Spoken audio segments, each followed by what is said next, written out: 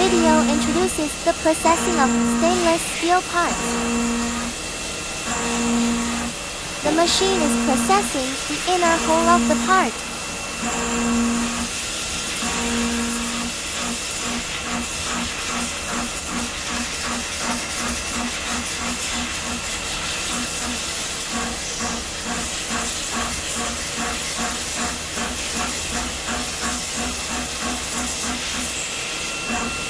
This is a processed component.